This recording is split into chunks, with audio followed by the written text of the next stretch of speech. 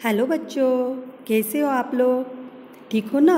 तो चलो आज हम लेने वाले हैं अपना 12वां पाठ का नाम है सपूत, पन्ना नंबर 41। तो बच्चों, ये पाठ में हम देखने वाले हैं कि एक सपूत पुत्र कैसे रहता है। अभी आप कहेंगे कि टीचर सपूत का अर्थ क्या होता है? तो चलो मैं पहले आपको सपूत का अर्थ बता देती हूँ। सपूत इस शब्द का अर्थ है योग्य पुत्र। योग्य पुत्र यानी जो सरल, शिष्ट और सेवा की भावना वाला पुत्र ही अच्छा पुत्र होता है। इस कहानी में एक ऐसे ही एक पुत्र के बारे में बताया गया है। तो चलो बच्चों, यहाँ पे हम आज लेते हैं जो अपना 12वां पाठ है सपूत। उसमें वो सपूत पुत्र कैसे रहता है, उस पुत्र की कैसे कहानी इस पाठ में दी गई है वो हम देखते हैं। और देखो बच्चों, यहाँ पे सपूत पुत्र की वाहवाह कैसे होती है। किसी को उसकी वाहवाह करने की ज़रूरत नहीं होती है, यानी अच्छे पुत्र की वाहवाह करने की ज़रूरत नहीं होती है। उसकी वाहवाह तो उसके जो अच्छा आचरण होता है, उसका अच्छा वर्तन होता है, उसी से उसके अच्छे संस्कार होते हैं और उसी से उसकी पहचान होती है। तो चलो बच्चों, शुरू करते हैं पाठ। बहुत पुरानी बात है। फुलेरा नामक एक आदर्श गांव था। गांव में हर तरफ स्वच्छता थी। गांव की गलियों में नियमित रूप से झाड़ू लगाई जाती थी। नालियां रोज साफ की जाती थी। लिपाई पुताई करके घर आंगन सुंदर रखा जाता था। परिसर में बड़ी संख्या में पेड़ पौधे थे। कुएं का पानी निर्मल रखने के लिए आवश्यक सावधानियां बरती जाती थी। पनघट स्वच्छ और सुसज्जित था। देखो बच्चों, यानी देखो ये फुलेरा नामक एक जो आदर्श गांव था, उस गांव में क्या थी? स्वच्छता। स्वच्छता का अर्थ क्या होता है? सफाई, है ना? साफ सफाई रखी जाती थी और गांव में सब जगह पे झाड़ू लगा के नालियां साफ की जाती थी। लिपाई पुताई। लिपाई पुताई का अर्थ क्या होता है पता है आप लोगों को?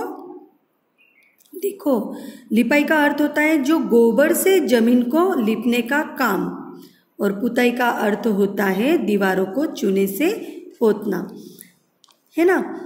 उसके बाद देखो बच्चों, वो क्या करते थे? पूरा आंगन सुंदर रखते थे। परिसर में बड़ी संख्या में पेड़ पौधे लगते थे। परिसर, परिसर का अर्थ क्या होता है? घर के आसपास की जगह, यानी घर के आसपास जो हम छोटे छोटे पौधे लगाने के लिए जो जगह छोड़ते हैं ना, वो क्या होते हैं? परिसर होता है। देखो बच्चों, ये परिसर भी बड़ी संख्या में उन्होंने उस परिसर में पेड़ पौधे लगाए थे। कुएं का पानी निर्मल रखने के लिए, निर्मल यानी साफ, निर्मल यानी साफ रखने के लिए आवश्यक उन्होंने क्या की थी? सावधानियां बरती थी। और पनघट स्वच्छ और सुसज्जित था। अभी पनघट का अर्थ क्या होता है? पनघट का अर्थ होता है जो कुएं के आसपास की जो जगह होती है ना, एक ऐसे एक स्थान बना हुआ होता है कुएं के आसपास का स्थान, उसे कहते हैं पनघट। ओके। एक दिन पनघट पर 3 स्त्रियां पानी भर रही थी।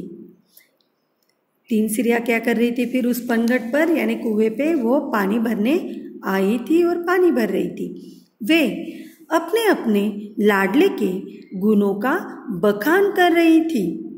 गुणों का बखान करना यानी प्रशंसा करना। लाडला यानी उनका बेटा या पुत्र।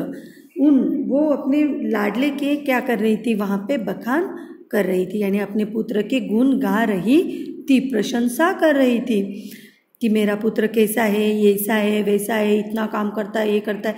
यानी ऐसे अपनी मम्मी भी देखो कभी किसी के सामने अपनी प्रशंसा करती है, यानी मेरी लड़की तो ऐसी है, पूरे घर में काम करने के लिए मुझे मदद करती है, या लड़का ऐसा है, वो काम करने में मदद करता है, या इतना पढ़ाई करता है, इतने अच्छे मार्क्स लाता है, मम्मी अपनी प्रशंसा करती है ना।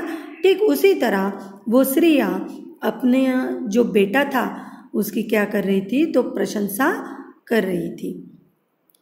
तो उसमें पहली जो स्त्री थी वो बोली सबसे पहले, बहन मेरा सपूत बड़ा विद्वान है। क्या कह रही है वो, मेरा सपूत यानी मेरा पुत्र क्या है, बड़ा विद्वान है। जब से शहर से पढ़कर आया है चारों ओर उसकी धूम मची है। यानी वो जब से शहर से पढ़कर आया है ना, चारों ओर उसका नाम हुआ है। बड़े बड़े ग्रंथ पढ़ लेता है, आकाश के तारों को देखकर उनके नाम बता देता है, देश विदेश की सभी बातों का उसे पता है। यानी वो देखो अपने लाडले के कैसे गुण गा रही है वहाँ पे, कि उसकी वो जब से शहर से पढ़कर आया है, बड़े बड़े ग्रंथ पढ़ लेता है, आकाश के तारे देखकर नाम बता देता है, देश विदेश की बातें उसको पता है। अब ये आकाश के जो तारे होते हैं ना, आपको भी पता है, उसमें जैसे कि ध्रुव तारा होता है, हम सप्तर्षि उसमें देखते हैं, है ना। उस तरह से वो क्या कह रही थी कि उसका पुत्र भी सबके नाम आकाश के तारे देखकर बता देता है। जो दूसरी स्त्री थी उसने जोश में आकर, अभी पहली स्त्री तो अपने बेटे के गुण गा रही, तो उसको लगेगा ही कि मैं भी अपने पुत्र के गुण गाऊं, इसीलिए दूसरी स्त्री भी एकदम जोश में आकर क्या करने लगी, बातें बताने लगी। दूसरी ने जोश में आकर झट से आगे बढ़कर कहा, अरे सखी, मेरे लाल जैसा बलि तो 10-5 गांव में देखने को भी नहीं मिलेगा। यानी मेरे लाल जैसा बलि, बलि यानी बलवान, ऐसे बलवान आपको 10-5 गांव जो है ना अपने आसपास के पूरे गाँव में कहीं भी वैसे लड़का देखने को नहीं मिलेगा। ऐसे उसकी माँ यानी जो दूसरी स्त्री थी वो कहने लगी कि 500 दंड बैठक वह रोज सुबह लगाता है। 500 यानी 500 यानी 500 दंड बैठक। दंड बैठक का अर्थ क्या होता है, एक व्यायाम का प्रकार होता है दंड बैठक निकालना। वो 500 दंड बैठक वो रोज सुबह लगाता है। अखाड़े में जब ताल ठोक कर उतर पड़ता है तो बड़े बड़े पहलवान तक उसका मुकाबला करने से घबराते हैं। वह मेरा सपूत है।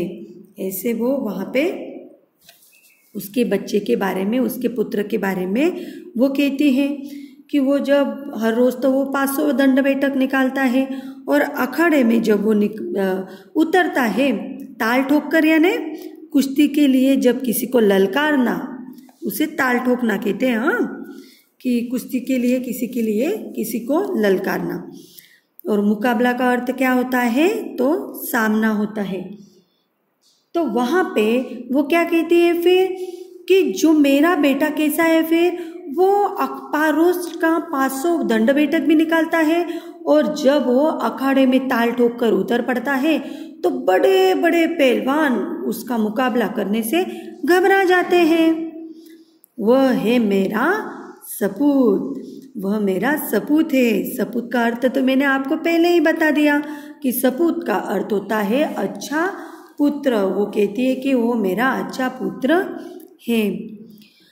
अब तीसरे सिंह की बारी थी, वह चुप रही। इस पर उन दोनों ने कहा, बहन तुम चुप क्यों हो?